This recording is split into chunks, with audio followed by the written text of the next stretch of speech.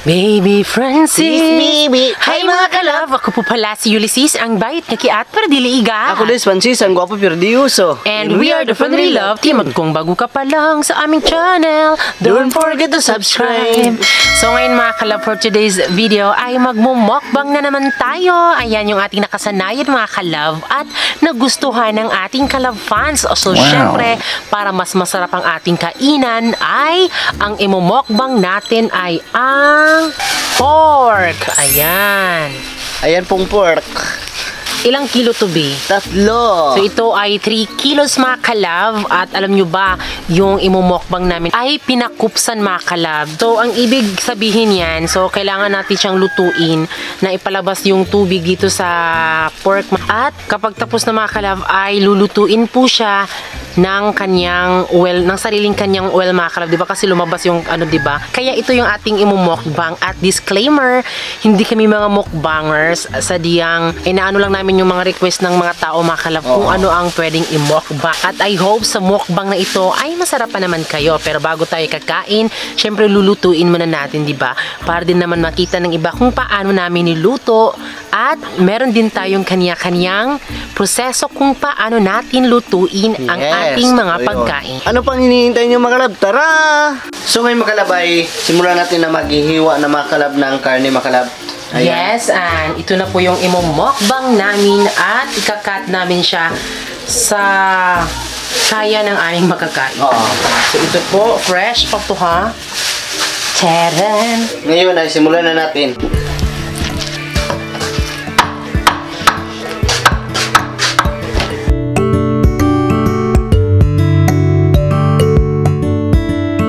Buti pa ang kawali, makinis, pero ang mukha ko hindi. 3 kilo na po yung nabili namin kasi yan na po yung available mga kalab na meron daw natira. Ayan na po. Sugat.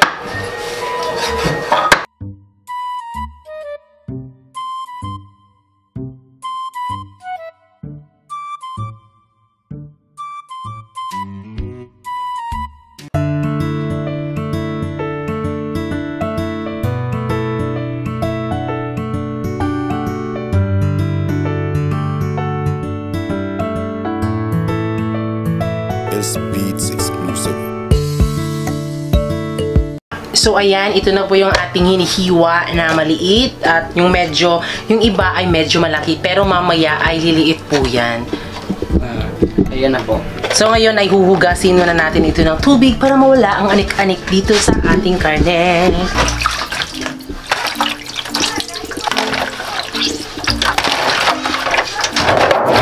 So last, lalagyan natin ng tubig para hugasin ulit. So bago siya lutuin, kailangan mo nating hugasin at make sure na malinis po yung ating tubig na ginagamit para hindi tayo maging anik kapag tapos natin kumain. Yan, napakasarap. So next ay lalagyan natin ng asin. So dapat maglagay tayo ng asin. Huwag dapat sobrang maalat. Dapat konti lang. Tapos itansya mo kung gaano siya kalagyan ng ng asino.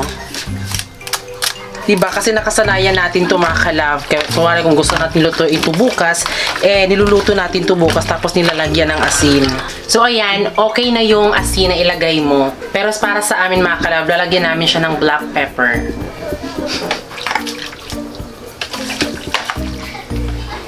So yung ilagay natin sunod mga kalove ay garlic powder. Pero wala tayong garlic powder. Then sunod, onion powder. Wala pa din tayong onion powder. Pero ito na lang mga kalove kasi pwedeng-pwede na to. Ibabad muna natin ng 5 to 10 minutes para mag-absorb po ang kaniyang mga ingredients sa karne. Ayan. Pagkatapos ay lulutuin na natin siya. So, ayan mga kalove, dahil tapos na po yung 5 to 10 minutes. So, ngayon ay ilalagay na natin itong ating karne para magsilabasan po yung tubig mga kalove. Aantayin lang natin siya na lumabas yung mga tubig dyan.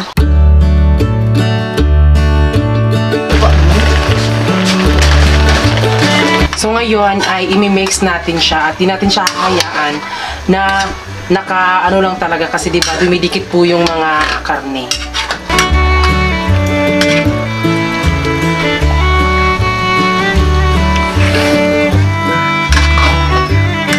So, ayan, tignan niyo po. Nagsilabasan na po ang tubig at langis. Di na makaya pang lumipad.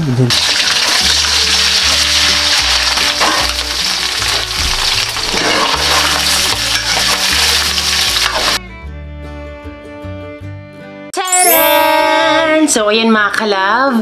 Ito na po yung ating fried pork. Ayan. Yes. So, I am so excited talaga na kumain na dahil alam kong masarap siya.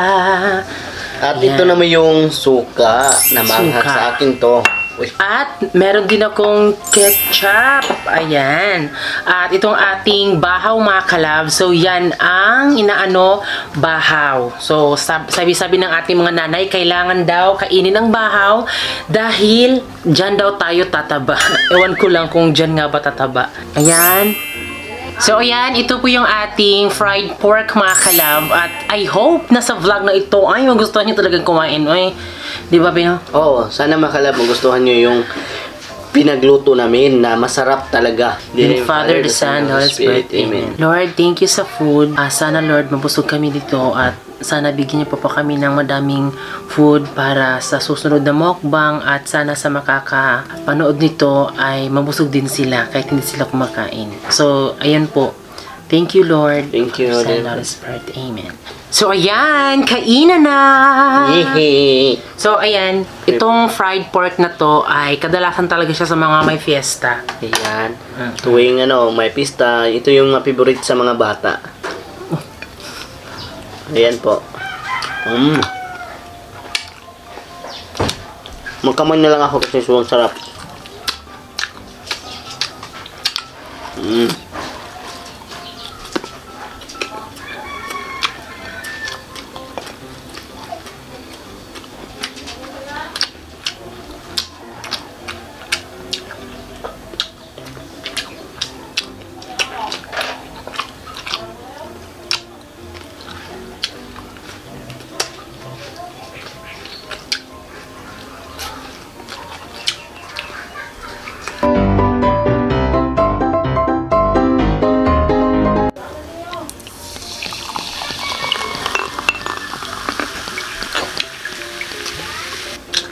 Sorry.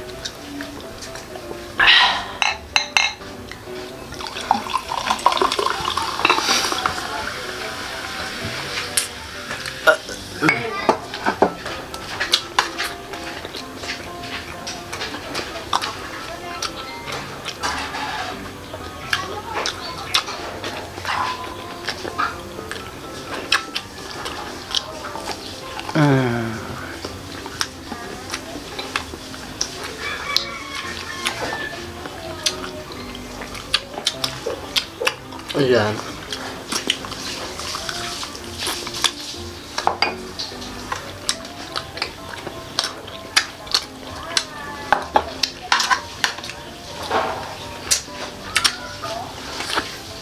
Sarap. Ano masasabi mo sa pagkain na to? Sobrang sarap talaga makab yung linuto sa aking bibi makinat. Yan. Napakasarap. Ayan, ito yung pagmumukbang namin. Hindi namin alam kung anong gagawin namin. Kakain ba kami? Meron din nagsuggest na magsalita. Meron din nagsuggest na hindi. Tapos meron din nagsuggest na kailangan daw magsalita.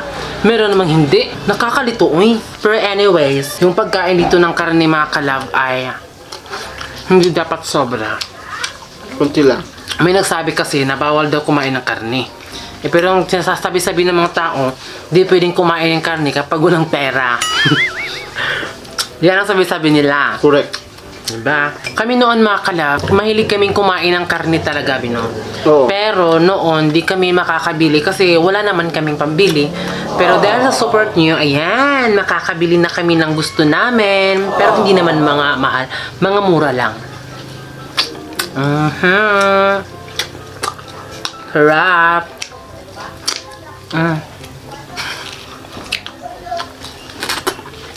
Sarap mga kalab.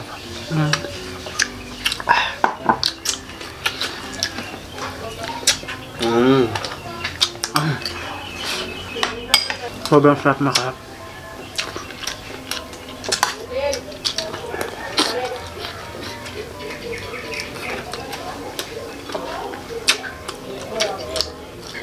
Kainan! Actually, itong pagmumukbang talaga, ang daming nagsuggest na magmukbang kami. Kasi hindi kami nagmumukbang kasi diba, ewan ko madami namang nung nandun kami sa fish pond, sobrang dami talaga mapagmukbangan. Diba?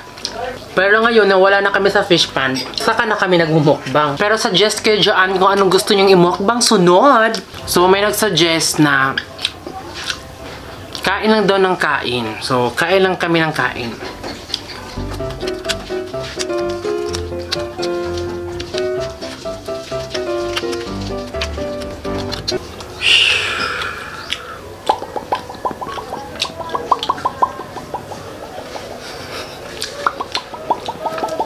Di ba ganun yung sa mga TikTok, ASMR nila? Thank you, thank you, thank you. Thank you, thank you.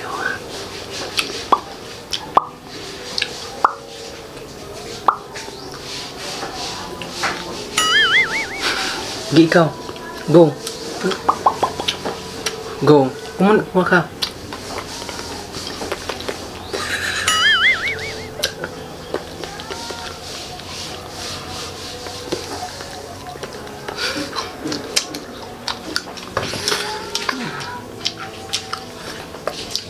Masarap sa mga kalab.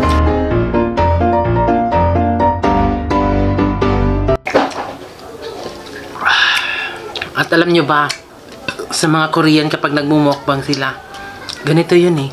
Ganito sila magmukbang.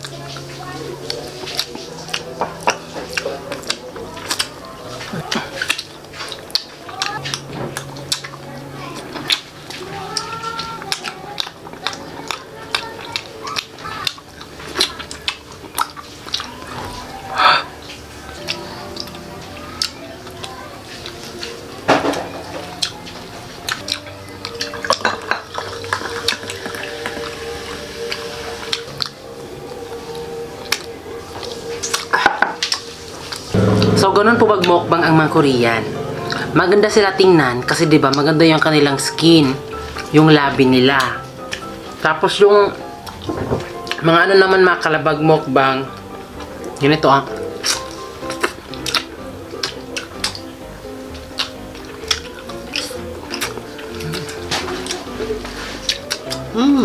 Ganun. Okay kayo.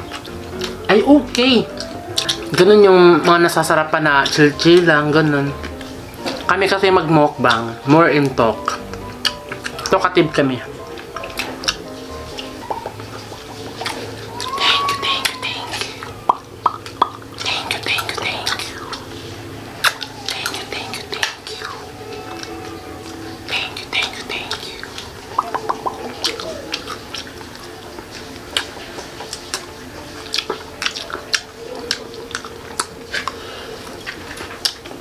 Cheers para sa bagong bahay.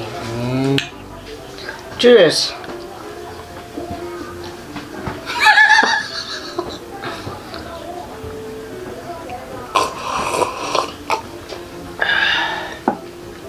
Nginit.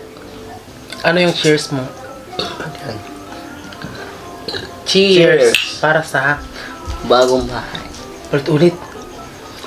So, yan mga kalove. Ito na po yung aming fried pork at hindi siya naubos dahil yan po ibibigay sa aming family.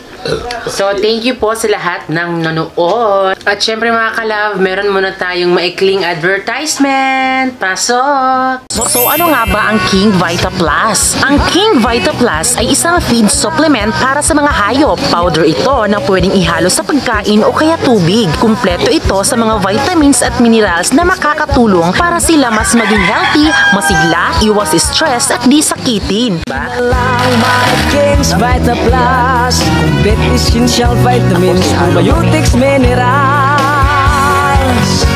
Ilipagin ko ang hangganan ng langit upang ang tagumpay aking makakamit.